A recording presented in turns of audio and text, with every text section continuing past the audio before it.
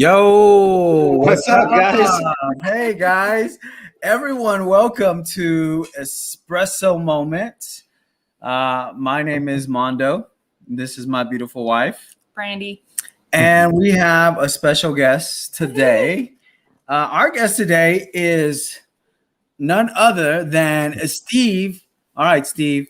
Now I want to say Sauceda. Sauceda, tell me. For our more Hispanically, ethnically inclined people, I would say Sauceda. For everyone else, I keep it simple and say Sauceda. I got you. That's what I said. Yeah, Right? I was going the Spanish route, bro. I know. Por Yeah, la I know. There was raza. actually a lady one time. I would just got done speaking somewhere, and I was shaking hands with some people. And I went up to her and I said, "Hi, Steve Sauceda. Thanks for being here." She grabbed my hand and pulled me right into her face. She goes, "Sauceda, have some pride." That was quite a thing. That's awesome, man. Well, listen, first of all, let me just say, with your schedule, Steve, and what you do, we are honored to have you, my friend, because we know that you're busy. We know you've got a lot going on.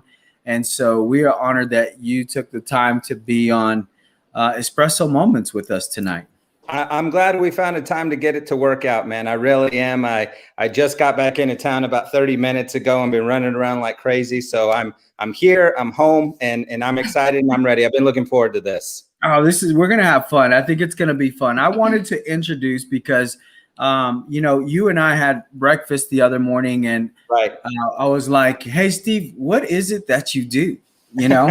And I know I know what you do, but maybe not everybody knows what you do. So we know that you are the director of workforce training for the New Mexico Junior College. Right. How long have you been doing that, Steve? Since January of 2007. So we're looking at 14 years and change. Wow. Yeah. That's awesome, man. So you have a column in the newspaper. You started that in 2018, and you're still presently doing that, correct? Yeah, July 2018 up until now. So we're getting close to 3 years. Okay. And so what is the name of the column? Currently, it's called Untucked with Steve. Okay. All right. And so correct me if I'm wrong. You've got 61 columns done. Correct. Right? And these are read in over 70 countries worldwide. Yeah, it's pretty crazy, man. So they're published locally in Hobbs, New Mexico. And then I get the digital version of it and share it to my social media platforms, as well as my website of stevesauceda.com. And the great thing about the website is we're able to check the analytics. And so from July 2018 to present, so far it's been read crazily in 70 countries of the world. Awesome. That is awesome, man. That's one thing I didn't know. I mean, I knew that you did the column, but I didn't know that it was so impactful and it reached so many areas. Yeah, it's crazy. One time I had this lady come up to me, and I've got to get better with names. God, I'm telling you, if you've met me and I didn't remember your name, it's not personal. Sometimes I have to look at my own driver's license. But she came up to me, and I'd never met her before, and I knew this is when it was really making an impact. She said, "I love your column." I said, "Well, I appreciate that." She goes, "No, you don't understand." She goes, "Every time you put one out," she goes, "I buy 10 copies and I mail them to my family across the country." Wow. That is awesome, Steve. I'm like, I said, "I appreciate that." I said, "You don't have to do that. You can go to my website for free and send them the link, and you don't have to buy the newspapers." Sorry to anyone who's associated with the newspaper if I'm taking money from you, but that's what I told her. So it's all posted on your website, right, which is stevesauceda.com. That's it. All right, awesome. We're going to post that here in a little bit, and also will be in the descriptions. So talk about the podcast, also titled Untucked, March 2016 to November of 2020. Right. You ran Untucked. How many episodes? We did 100 shows, man. 100 shows, 15 guests. Mm-hmm. I'm going to put you on the spot a little bit. Okay. What is your top 3 memorable out of those 100 episodes? Number 1 is episode 97 that Heather Bean and I did. Heather was She's a dear friend. She's the co-pastor of the church that I attend, which is Cowboy Junction Church in Hobbs, New Mexico. I Her think we husband, know her. yeah, you're pretty familiar with her. And her husband Ty came on the show 2 or 3 times. But I think the reason why that one stood out to me so much that I would say, number one, we did about an hour and a half, and the first 45 minutes were on mental health and what that looks like for a believer and the stigma that people of faith tend to have about mental health. And we did the first 45 minutes on that. And then she flipped the script on me and interviewed me and she didn't give me any advance notice on what she was going to ask me. And so I would say that was number one. I would say probably tied for second would be an interview that I did with Kyla and Ryan Davis, who started a foundation, a nonprofit. Kyla's story was pretty incredible. Long story short, she was about to have her third baby and she was misdiagnosed. And what really was the deal was she was in heart failure and she was about to die. But now she functions with an LVAD that basically keeps her heart going for the past 2 or 3 years. And Untucked was the first radio show and podcast to get her story out to the world. And her story of victory, her story of struggle, and even with the Create Women's Conference, I had a chance to interview her on stage because we had already built a rapport. And then probably I would say, oh man, it would have to be a tie somewhere around episode 45, 46, and then the 2 shows that I did with Lalo Enriquez, because right around that time of 45, 46, and I'm sure we'll get into this tonight, is when I really was struggling in my own life. And up to this point, Untucked had been a show about news, sports, politics, current events, and just this little bit of inspiration at the end. And this is where I told the story of Humpty Dumpty. I used a nursery rhyme for inspiration to use for a show. And basically, I was telling my audience, I am Humpty Dumpty. I fell off the wall. I didn't know how to put myself back together. There was nothing that anyone else was doing for me. And the reason why I mentioned that is there's a gentleman that I knew for 6 or 7 years who gave me a call, left me a voicemail, called him back. And he said, hey, I said, man, it's good to hear from you. What's going on? He said, I love the show. He said, I've always loved the show. I listened to that episode. He goes, and I loved it. And I said, why is that? He said, because it's the first time in my life. He said, I've heard you speak for years. He said, and I'd always nudge my wife saying, man, this guy always seems like he has it together. He said, and it's the first time I found you to be real and relatable and someone that I actually wanted to get to know. It was kind of hurtful, but it was honest at the same time. Right. Yeah, because I think we can approach 2 areas, Steve. We can either be what I like to say, intimidating or encouraging. We can inspire or intimidate someone, right? Depending on how we communicate with them and how transparent we are with them. Yes. 100%. So this Untucked, yes, over 40 countries worldwide. Yeah. What is one of the most interesting thing, if you had to pick one, outside of the US, a comment or a remark or a post or something that you can remember? I would say when there was a following coming out of the UK and South Africa, that a follower out of England said, I subscribed to the show. And he said, obviously we're 7 hours apart. He said, whenever it drops, I listen to it. He goes, even if it's a completely different time. It's just, here's a kid from Hobbs, New Mexico, sitting in a studio by himself, recording this or with a guest. And someone from the UK says, I subscribe. And the moment it hits my phone, I stop what I'm doing to listen. And you're like, wow. I would say that is the great thing about technology. I know technology tends to get a bad rap, but if not for technology, we wouldn't be doing what we're doing right now, or being able to connect with all the people that we're watching. So I would say even from South Africa, and even from, honestly, guys, countries that I even have a hard time pronouncing the name have tuned into the show at some point or another, because with podcasts and Spotify, it's all over the world, even though it's being recorded in southeastern New Mexico. Right. Okay, so this is Espresso Moment, Steve. And so we do deal a lot with relationships. So we're wondering, with all that you have going on, Yes. work, podcasts, your meetings, all these things, how do you make time for relationship? Honestly, I think obviously in being intentional about it has to be one thing. And I would say up until the past year and a half, I'm not sure that I really did a great job of doing that, if I'm being perfectly honest. I feel like I was so committed to the dream and trying to make things happen and getting to work. I mean, I went on dates here and there. It was never anything serious up until about a year and a half ago. I reconnected with someone from high school that I knew in high school that we went on one date. I worked up the courage to ask her on one date, and we went to a movie.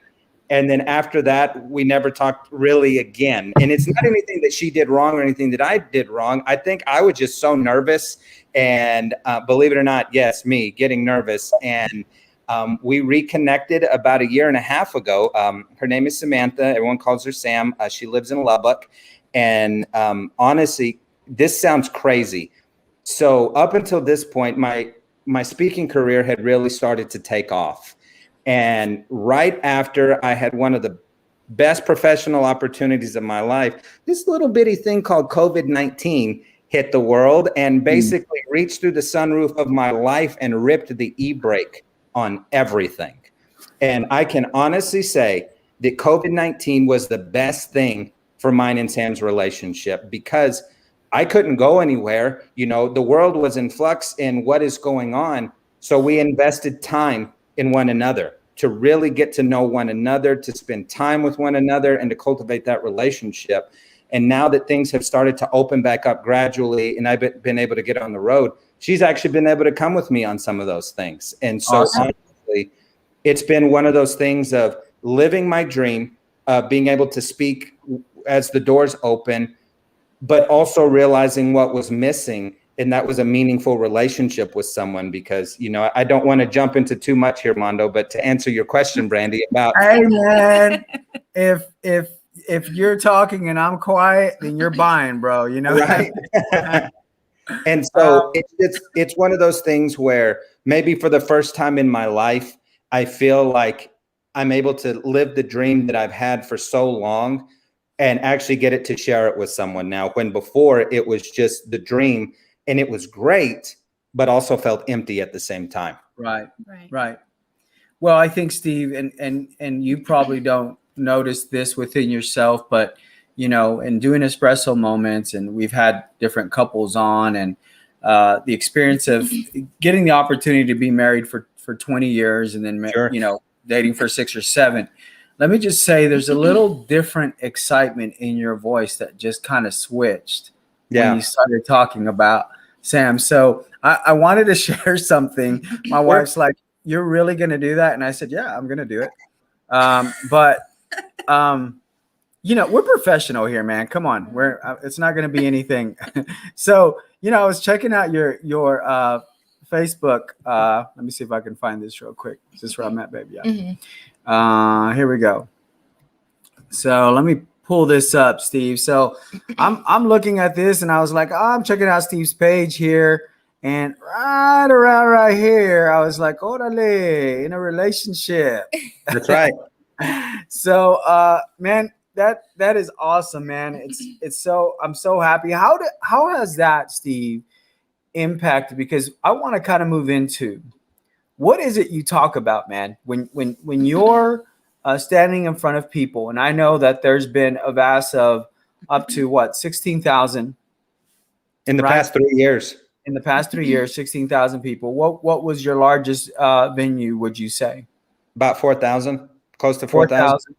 And we could just say, what has been your smallest one? Granted, you have social media. Granted, you have those streaming things, but you've 10. Done everything. Okay, so you've done everything from small group to large. You're diverse in that way. You're open in that way. That's really what I love about you, is that you're just not looking for the big bass. You're looking to be impactful in people's lives, and how you can impact a difference or bring some inspiration. So let me ask you, what is it that you say? What is it? Does it change? Does it talk to me about that a little bit? Sure. No, it's a great question. And I would say it definitely varies. One thing that I had shared with you, I've been so fortunate that over the past 3 years or so, minus that little caveat, again, I always call it the little thing called COVID, where our world just came to a screeching halt. You know, I've been so fortunate up to this point to be invited to 21 different industries to come and speak. And, you know, oftentimes, you know, what people call me changes. You know, sometimes I'll say he's a motivational speaker. He's an inspirational speaker. He's a public speaker. He's a preacher. And people will say, Steve, which one are you? I go, yes. You know, which one are you? Yes. And professionally, the one that I've been invited to the most is a presentation that I developed called Generations in the Workplace. And there's an hour version and a 90-minute version, and the full thing is 2 hours. And I developed this because it was something that I have found that is relevant across every single industry, to every single one that I've been to and ones that I haven't been to yet. Why? Because on average, you have 5 different generations in any given organization in America, ranging from their mid-70s to late teens. We go in and we talk about different forms of communication, because you have the youthful experience and what I like to call the most aged in life with wisdom experience. One fights the other end all the time. They don't know how to communicate with one another. They don't know how to value one another. They have different reward systems. But what people fail to understand is oftentimes those prejudices, that I can put it that way, come from upbringing, come from cultural background, come from the time in which you live in. And it's really dynamic. It's really engaging, a lot of exercises and a ton of feedback. That's been the number one thing professionally that I've been invited to come speak on. And I've even done it for church staff before, because you can have lead pastors of a certain generation who can't get along with the youth pastor because they're looking at leadership a completely different way.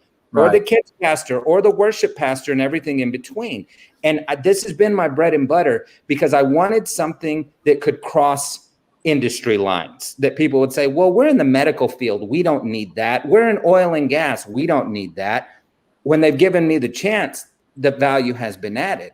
When it comes to a church, this is where it has changed, because I don't know if our audience knows, Mondo and Brandy and I go back 20 plus years. We've known each other for quite some time. Now I know y'all are thinking, man, y'all must have met when y'all were 5 years old. Yes, we are that young. We'll take that. We'll take that, right? But when it comes to church, this is what has changed. I can honestly say, and I'm not ashamed to say this, I'm 39 now. I got my start when I was 12 years old. I stood on a stage to preach for the very first time when I was 12. And probably from the time that I was 12 up until 36, I don't know how many stages I stood on or how many people I stood in front of. Had a lot of opportunities, and I'm so grateful for that. But I honestly feel like every message, pretty much every message I gave, was memorized or rehearsed or just kind of emulated from someone that I grew up watching. And that probably was a combination of people. But it wasn't until later in life, and we'll get into this, I'm sure, that something major happened in my life. And that changed the way that I preached and spoke and lived life and engaged with people completely, where I refuse to preach one single message that I can't relate to personally any longer, no matter what it is. So let's segue into that, Steve. Let's move into that topic. And when was the pivotal moment for you that you said, you know, not that there's anything wrong with memorizing or writing out your lesson. I know that's not what you're saying. But when did it become real to you? When you began to preach from your personal experience? Talk about that. Mid 2018. And I'll give you a little context. 2016, I had the best professional year of my life up to that point. December of 2015, I had just gone back to get my MBA, my Master's of Business Administration. I told myself I would get it done in 2 years, and I did it. I sacrificed a lot of time and friendships and relationships to be able to get it done, and money. I paid it out of pocket, and I'm proud to say I'm debt-free. I've never had any student loans. And so I went and did that. 2016, this is crazy. I was featured on the cover of Permian Basin Oil and Gas magazine. I mean, look at me. What business do I have featured on an oil and gas magazine? And they did a feature story. It's when I was offered the show. I got a promotion. I got awards. I was awarded the Outstanding Young Man in Homs, New Mexico by the Chamber. I was awarded Distinguished Young Alumni from the college that I got my bachelor's, and doors were just opening everywhere. And at the end of 2016, 2017, my world fell apart. And for the next 18 months, I battled what I would call the darkest time in my life. And it was a pit of depression. You know, and people will often say, what in the world could you have possibly been depressed about? Well, this is what happens when you live a facade for so much of your adult life. Steve, what does that mean? I grew up in church. Okay. But I just want to tell anyone who's listening that going to church doesn't make you a Christian any more than standing in a garage makes you a car, you know, or standing on a tarmac makes you an airplane. Right. You can talk it, but are you walking it? Are you living it? And there was so much inside of me that was compressed. I felt like I was a walking volcano. And what I mean by that is when you grow up in an environment that teaches you that to talk about your weakness is a lack of faith, you shove it down. You put on the happy face because that's supposed to be a good confession. No one needs to know what you struggle about or you're struggling with. And if you are struggling, then you're somehow faith deficient. I bought that line, hook, line, and sinker. And I built an identity around it. That's why when that guy called me after hearing the Humpty Dumpty show, he's like, it's the first time that I've heard you be real. He's like, I've never heard you talk about a struggle. I've never heard you talk about a weakness. And if anything, in hindsight, I made people feel bad without even realizing it. Because I would say super judgmental things like, well, you just need to pray more. Or are you reading enough? Or are you giving enough? Or are you volunteering enough? I couldn't even hear how twisted that was because of how engulfed in it I was. And it was at that time that I got so low. I can honestly say I was never suicidal. And if someone is right now, there's no shame in that, but I never got to that point. But I did get to a point where I wanted to quit my job. I'll never forget it. It was September 2017 after Labor Day weekend. I remember I went into my boss's office and I shut the door and I said, I need to talk to you. I'd already been struggling for a good 8-9 months now.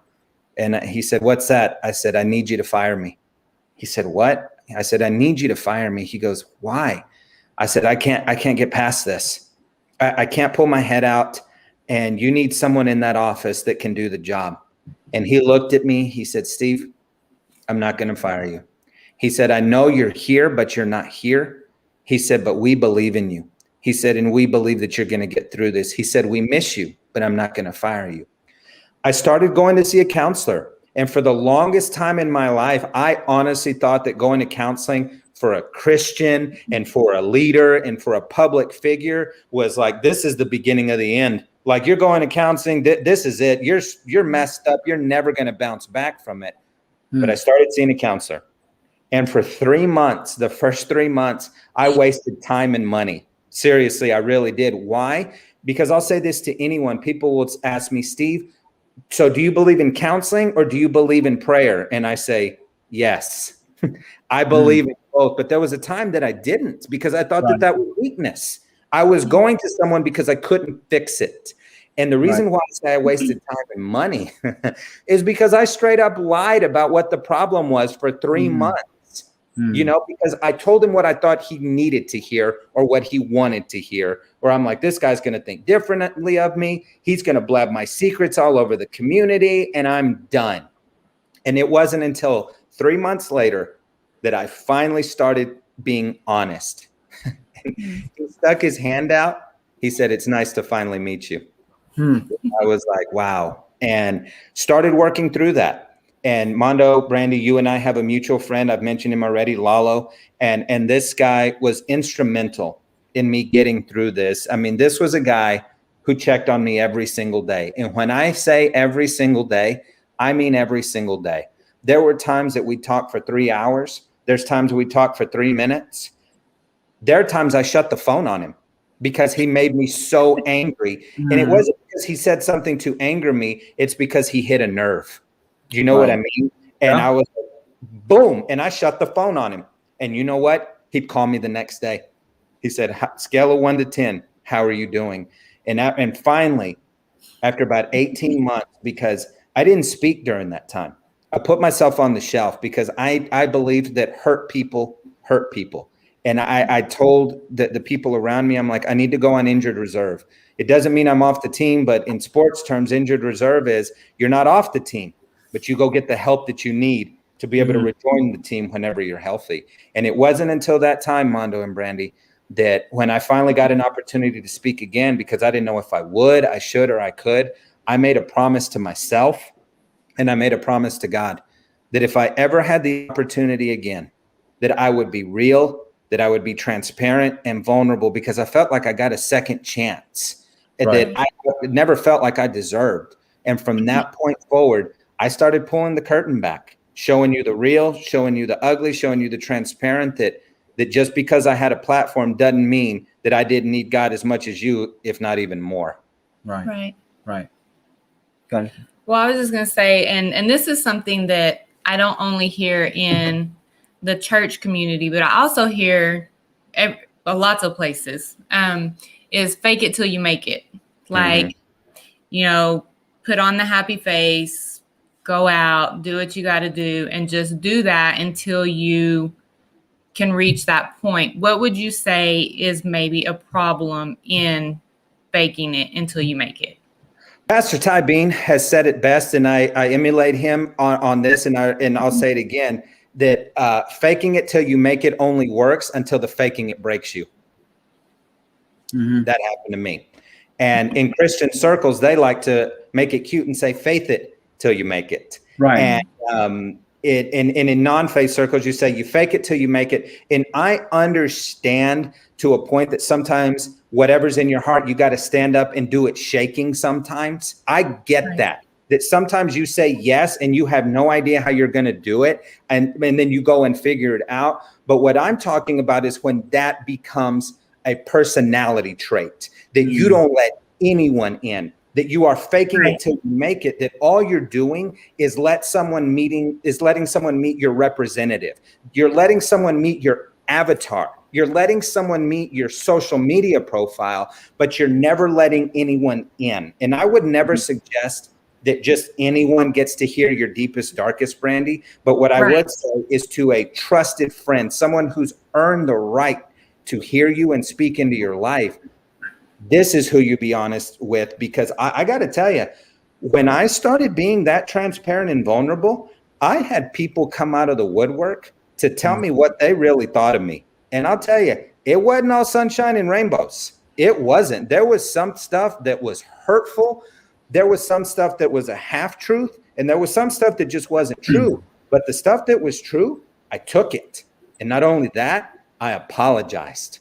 And I said, I'm sorry I made you feel that way. That was never my intention. But what I've come to find is that when someone tells you that you've hurt them, you don't get to tell them that you didn't.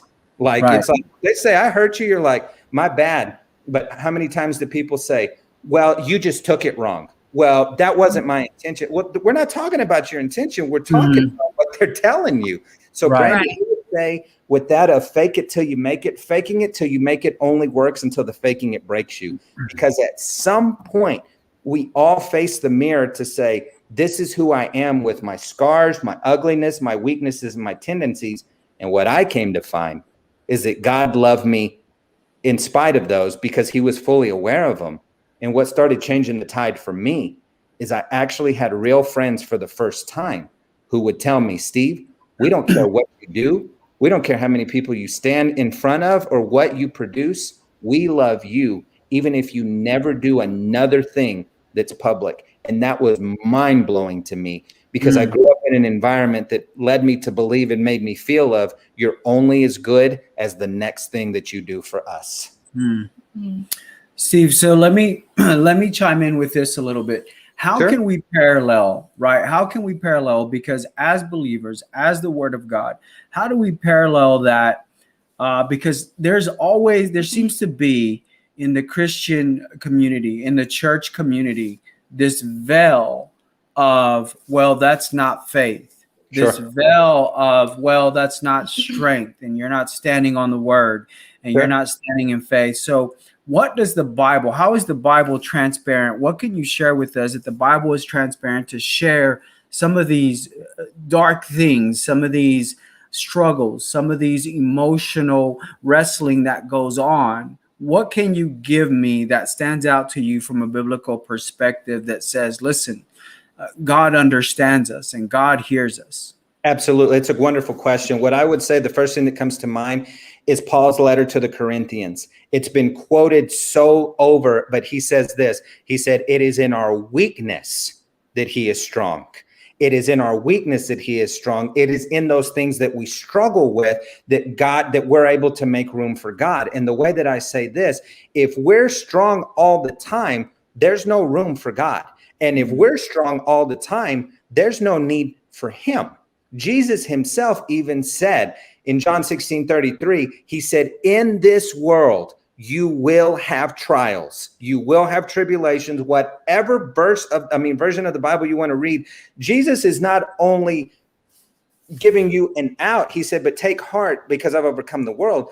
He's also giving you a forewarning that it's going to come. Take his disciples, for an instance. Both of the times that when they're in the boat, the first time when he goes walking by them, people tend to forget he sent them into the storm. There's another time that they're in the middle of the storm, but we're reminded that he is with them in the storm.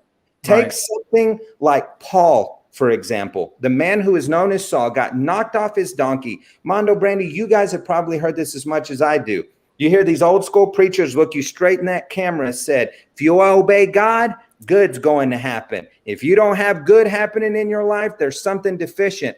I would challenge them to say, what about Paul, who wrote 13 books of the New Testament, 50%? This is a man that God called, that was shipwrecked 4 times, who was beaten within an inch of his life, who was imprisoned, who was heckled. And I would say, what did he do wrong? What did he do to deserve what he got? Was that a faith deficiency? No, because Jesus said it rains on the just and the unjust. I cause the sun to rain on the good and the bad. Take a look at Jesus even. Here's a man who showed emotion when one of his friends died. John 11:35, the shortest verse in the Bible. What did it say? Jesus wept. And if Jesus wanted to do life alone, he never would have called the 12 men that we know as disciples and then apostles. He would have just done the Lone Ranger thing by himself. But he never did. He saw the value in community, and we see that represented in the 12 men that we know as disciples. Steve, your article that you just wrote, correct me if I'm wrong, but it's social... Building your support system. Building your support system. I was way off, by the way. Tell me, how do you transition to that? How do you build your support system?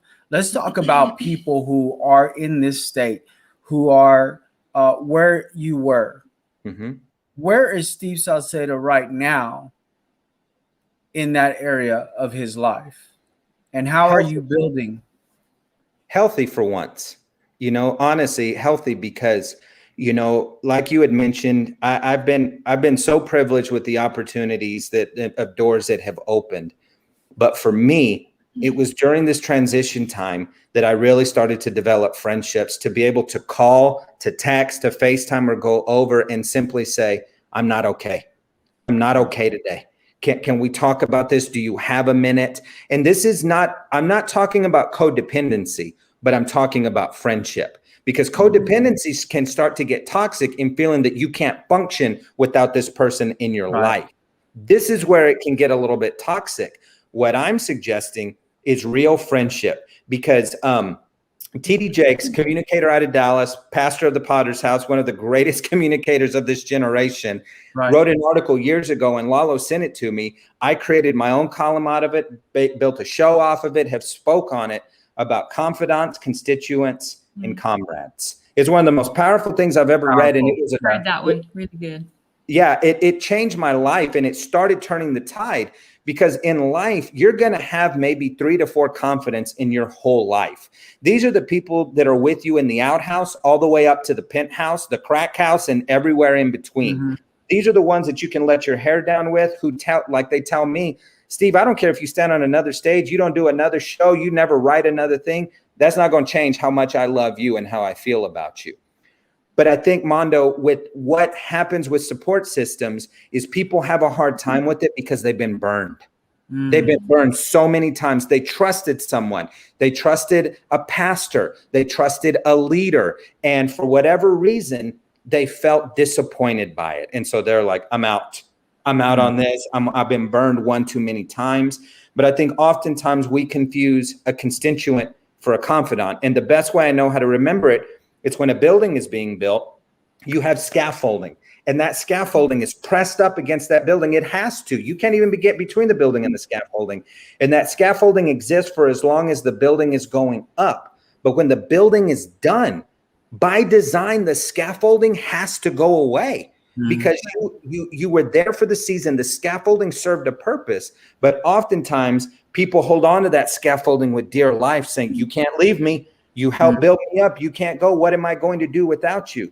A building is designed to stand on its own after the scaffolding has done its purpose. And with that support group, to me, has to be someone that says, I'm not with you for what you can do for me. I'm not with you for your stuff. I'm not with you for your money.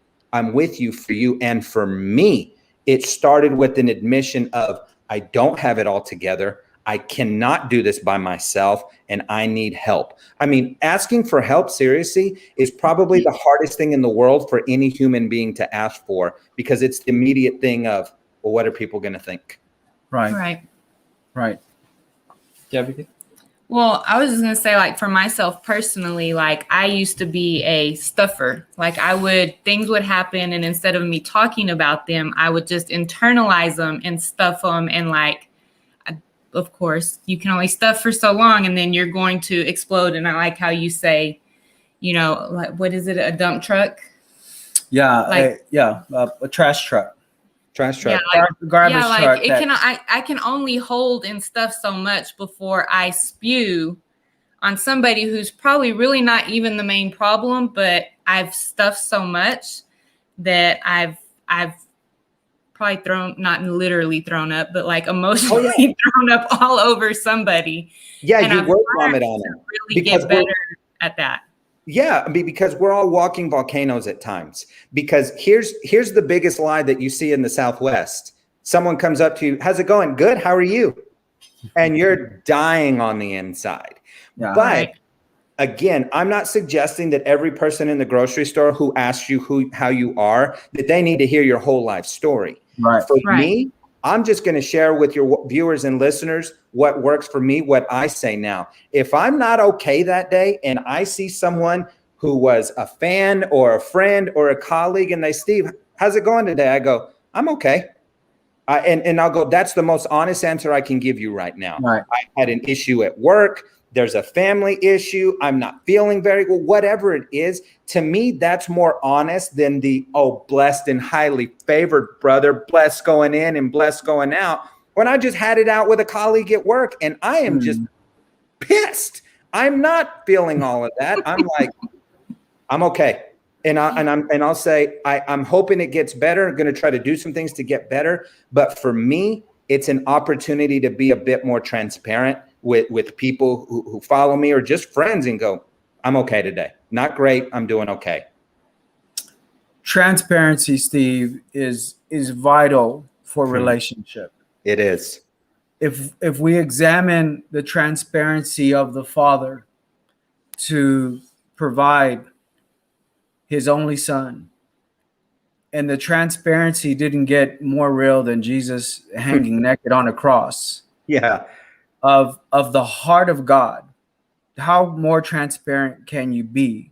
But that was the price that had to be paid for relationship.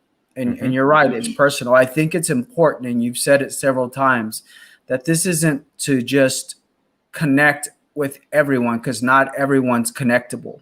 No. And when you talked about, the confidants and the constituents, and I think it's important to understand that it's relationship is not what we have in common or what's our purpose.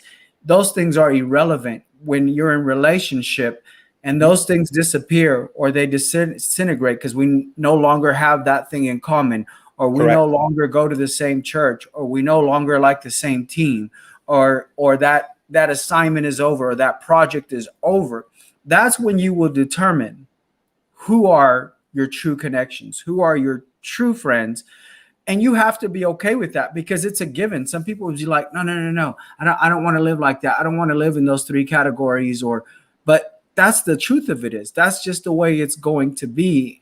And the sooner we recognize it, I believe, the sooner we'll be able to move on and heal. I like that, because I've shared this in print form, and I've shared it from a stage, and because you brought it up and it sparked something. When I was struggling, I can remember exactly where I was in my city driving and what was happening. I was crying out to God, and I honestly found that my best prayers came in the darkest time, because there was nothing rehearsed about it. There was nothing poetic about it. It was raw. It was deep. It was guttural of me crying out to God. And I am talking, when I say crying, I'm talking tears, snot, raw voice type of thing. And I remember driving, and I was screaming at God. And I know some people are thinking, oh my God, really? Friend, let me just tell you something, that God is comfortable in the conflict. He can handle it. He's not intimidated by our inadequacies. And God doesn't mind the questions. I was yelling at God, and I said, where is everybody? I've got these fans. I've got these people that say friends, and I am alone. Like, what is going on here? And Brandy, I can tell you, as clear as you and I can hear each other, God didn't come through my Sirius XM like this, but it was that impression in my heart. He said, Steve, I have sent countless people to help you, but every time they ask you how you are, you say you're fine, and you smile and you walk away. And I put this in my last column, that loneliness and isolation is a choice. And I know that sounds harsh, but there's always opportunities for connection. But oftentimes, sometimes we've been hurt and we're skittish to get back in the water. We got bit, we got burned. I get it, friend. I've been there. If you have any idea how badly I've been burned, I get it. I've been shunned by people that I was a part of for 18 years that called me their family, who turned people against me, who said, do not call him, do not reach out to him, do not text him.